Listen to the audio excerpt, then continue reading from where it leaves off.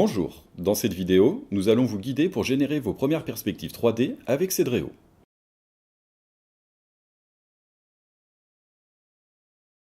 Sur la page d'accueil de Cedreo, cliquez sur Mes projets dans le projet Manager. Puis sur le plus en bas à droite pour créer un nouveau projet. Nommez votre projet, vous pouvez également entrer une description. Validez en cliquant sur le V en bas à droite de l'écran. La fiche de votre projet apparaît. Elle est vide pour l'instant, mais c'est ici que vous retrouverez tous les documents liés à votre projet. Nous sommes prêts, ouvrons le projet. À l'ouverture du projet, prenez l'habitude d'agrandir la fenêtre pour plus de confort pendant l'utilisation du logiciel. Dans la barre verte en haut de l'écran, vous retrouverez le menu principal avec les différentes étapes. Chaque étape se décline en sous-menu sur la gauche. Avant de tracer, si vous avez un plan 2D, vous pouvez l'importer. Cliquez sur Calque, puis dans les options générales, sur l'icône représentant un dossier. Une fenêtre s'ouvre. Elle vous permet d'aller chercher votre plan au format JPEG ou PNG dans vos dossiers. Cliquez sur Ouvrir. Il va maintenant falloir mettre le plan à l'échelle grâce à la règle.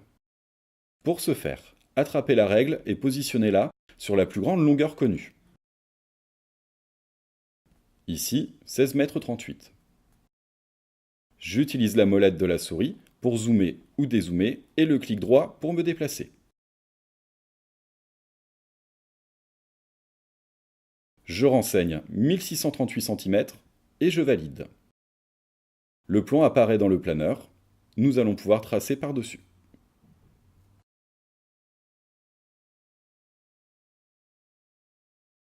L'étape tracée permet de dessiner les murs et les cloisons de votre projet. Positionnez-vous à l'étape tracée en cliquant sur l'onglet Tracer. Nous allons commencer par dessiner les murs extérieurs. Dans le sous-menu, cliquez sur Création cloison, puis sur Pièces. Je viens ensuite modifier l'épaisseur du mur. Ici, nous choisissons une épaisseur de 24 cm. À vous de rentrer l'épaisseur qui correspond aux maisons que vous commercialisez. Je vais tracer les murs par-dessus le plan en cliquant à chaque angle du mur. La fonction magnétisme dans les options du panneau de droite permet de tracer les murs dans l'axe. Je vérifie mes cotes. Pour déplacer un mur, je clique sur Sélection, puis sur le mur en question et j'utilise les flèches du clavier pour le décaler.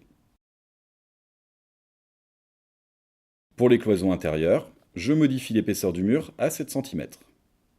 Je procède de la même façon que pour les murs extérieurs. Tracé, vérification des cotes et déplacement des cloisons si nécessaire. Pour délimiter des espaces à l'intérieur d'une même pièce, j'utilise des cloisons fictives. Nous allons maintenant éditer les pièces, cela nous permettra de les retrouver dans le tableau des surfaces. Cliquez sur Édition de pièces dans le sous-menu. Le panneau de choix apparaît en bas de l'écran. Pour attribuer un nom à une pièce, il suffit de cliquer sur le nom de pièce choisie, ici le cellier, et de cliquer sur le plan à l'emplacement du cellier. Procédez de la sorte pour toutes vos pièces. En cliquant sur une pièce, ici le garage, je peux modifier ses attributs via le panneau de personnalisation à droite de l'écran. Je vais baisser la hauteur de la dalle du garage à 5 cm. Dès cette étape, nous pouvons visualiser le projet en 3D en cliquant sur l'onglet Produit.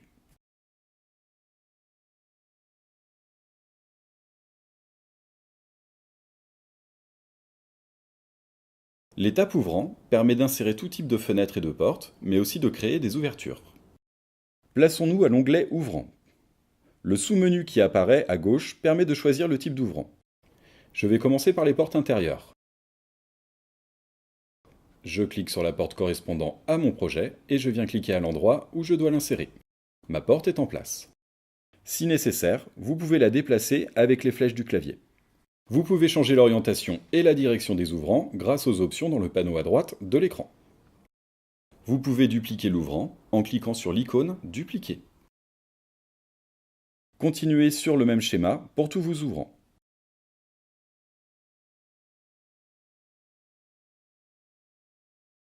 Visualisons le rendu 3D en cliquant sur Produit.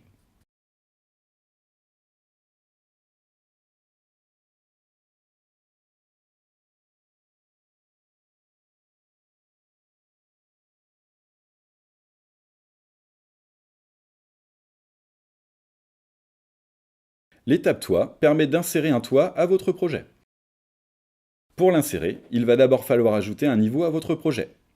Cliquez sur Tracer, puis Niveau, Dupliquer niveau. L'étage 1 a bien été créé. À l'étape toit, je choisis un toit 2 pans en cliquant dessus, puis sur Auto. Je peux modifier les attributs du toit dans le panneau de personnalisation à droite de l'écran. Ici, je change le pourcentage de pente de toit. Visualisons le rendu 3D dans Produit.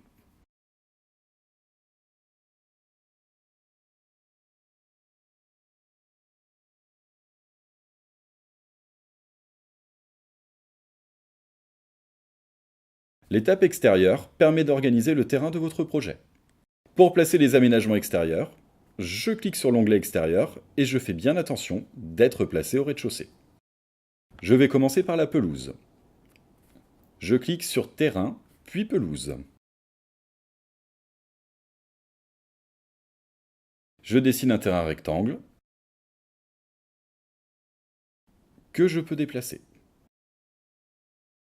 Pour insérer une allée menant au garage, ainsi que la route devant la maison, je clique sur Terrain, puis sur Allée. Le panneau de choix apparaît. Je sélectionne le bitume. Je clique à chaque angle de la zone que je souhaite avoir en bitume.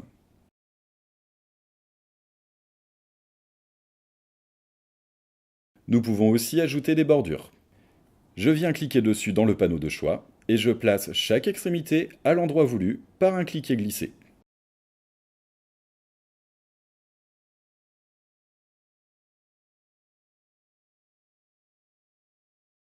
Allons dans l'onglet Produit pour voir le rendu 3D.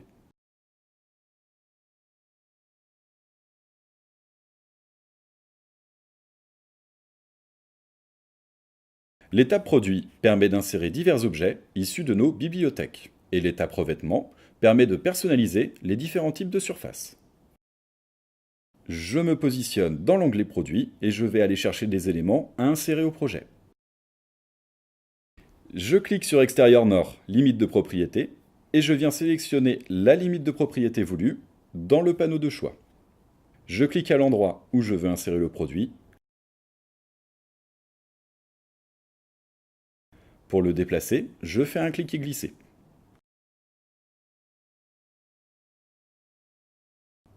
Je procède de la même manière pour tous les produits que je souhaite insérer.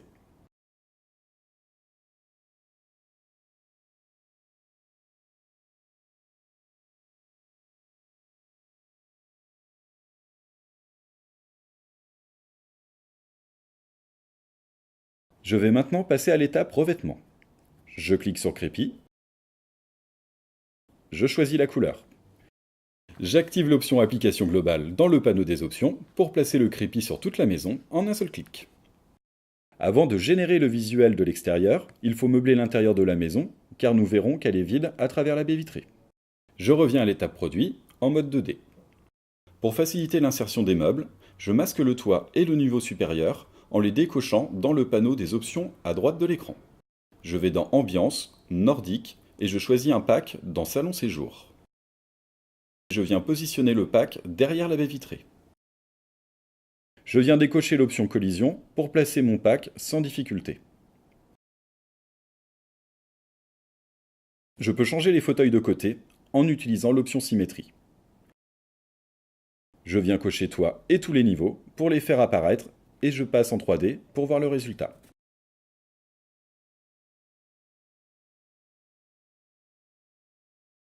L'étape Visuel HD permet de générer un beau visuel pour vos avant-projets. Je me positionne dans l'onglet Visuel HD en mode 3D. La première chose à faire est de choisir son angle de vue. Placez-vous à hauteur d'homme, la ligne d'horizon doit être suffisamment basse pour qu'elle soit masquée par votre haie. Cliquez sur Image HD. Choisissez la map campagne extérieure, puis le format de l'image que vous souhaitez générer. En cliquant sur Rendu HD, nous pouvons voir le temps nécessaire pour générer le visuel. Pendant ce temps, vous pouvez continuer à travailler sur le logiciel.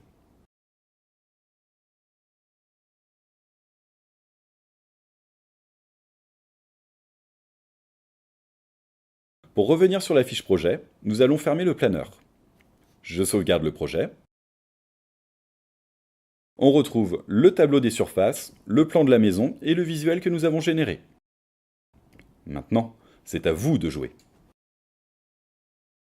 Pour aller plus loin dans l'utilisation de Cedreo, n'hésitez pas à consulter les tutoriels et les webinaires accessibles depuis le Projet Manager. En cas de souci, notre équipe support est disponible de 9 h à 12h30 et de 14 h à 17h30, du lundi au vendredi, au 02 53 35 30 00. Bonne journée!